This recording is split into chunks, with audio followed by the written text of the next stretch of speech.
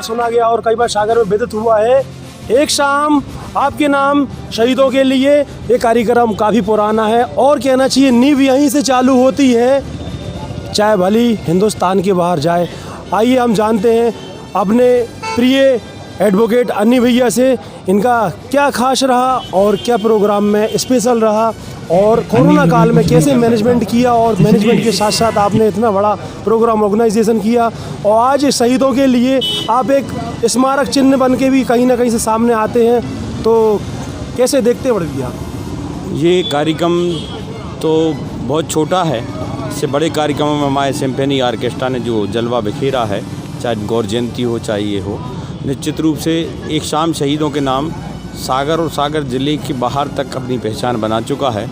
और हम बाहर के ऑर्केस्ट्रा और कलाकारों पर डिपेंड ना होकर हम जैसे भाई साहब विदित हुआ कि यहाँ पर बड़े बड़े कलाकार बॉम्बे से, यहाँ पर मुकेश तिवारी, अर्जुन राणा और कई लोग कहना चाहिए ऐसे बड़े बड़े हस्तियाँ आपने यहाँ पर एकत्रित कर ली और कहना चाहिए समागम बड़ा बना दिया। हाँ, निश्चित रूप से ये इस पवित्र मंच की एक हमारा कुछ नहीं है इसमें, ये पवित्र मंच है एक शहीद का, कालीचरण का, जिसने अपनी सबसे कम आयु सागर का 22 वर्ष का अविवाहित युवक जिसने कारगिल में सीने में गोली खाकर अपने प्राण ने छोड़ा। वैसे सागर जो भूमि है ये वैसे ही कहना चाहिए दानवीर और कर्म निष्ठाओं की भूमि रही है। बिल्कुल। तो आज एक उस जगह पर हमारे कहना चाहिए शहीद भगत सिंह कालीचरण जी हैं। हाँ। तो उनके लिए जो आज इतना बड़ा मंच सजा के आप इतना बढ़िया, हम तो धन्यवाद देना चाहते स्मार्ट सिटी का कि एक दानवीर उस चौराहे पर डॉक्टर गौर और एक रणबांकुरा सागर का कालीचरण इस चौराहे पर, दोनों की चौड़ी रोड कर दोनों का मिलन कर रहे हैं और दोनों जगह ऑर्केस्ट्रा सिम्फनी अपना नाम रोशन कर रहा। सागर के सबका अमित श्रीवास्तव, ये लोग सभी लोग, भारत भाई, इनने एक ऐसी अलग जगाई है हमारे नए लड़के जो हैं भगत सिंह युवा संगठन के, इन्होंने कि एक अकेला चना भाड़ नहीं फोड़ सकता, अन्नी दुबे कुछ नहीं। हमने तो एक परिकल्पना की थी कि शहीदों के नाम पे कुछ हो और उसको कार्य रूप में परिणत किया है हमारे इस ऑर्केस्ट्रा ने। दोनों समय कार्यक्रम होते हैं, गौर जयंती पर वहाँ यही ऑर्केस्ट्रा करती है और आज एक शाम शहीदों के नाम। आज जैसे कि देखने मिल रहा है, विदित हो रहा है, जो शहीद इतने चौराहों पर अपने कहना सीमाओं पे लड़ते हैं और कहीं ना कहीं शहीद हो जाते हैं, इन पर एक राजनीति होती है। इस विषय को आप कैसे देखते हैं, क्योंकि आप वकील हैं?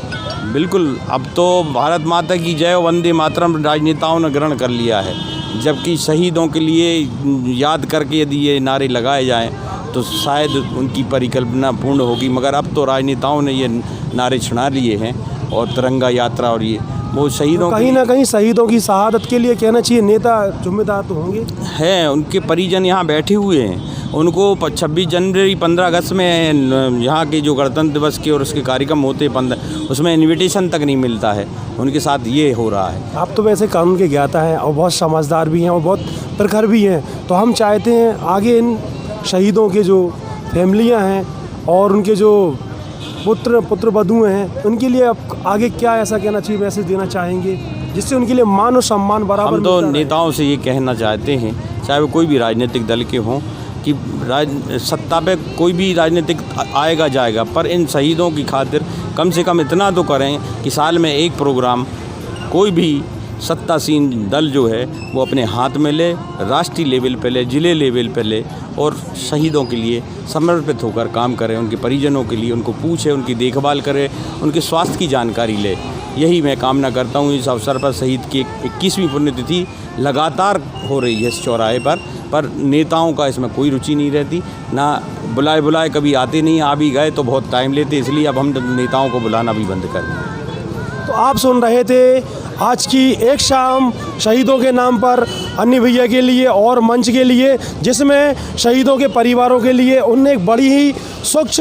और अनूठी पहल रखी कि हम नहीं चाहते किसी नेता मंत्री के लिए, नहीं चाहते हम किसी के लिए, हम तो चाहते उनके शहीदों के लिए, शहीदों की परिवार फैमिलियों के लिए कि एक शाम शहीदों के नाम, चाहे वो कितनी ही प्रॉब्लम हो, चाहे कुछ हो और कोई भी कहना नियम हो, उनको तोड़ते हुए हम उन परिवारों के साथ खड़े रहेंगे एक साथ और एक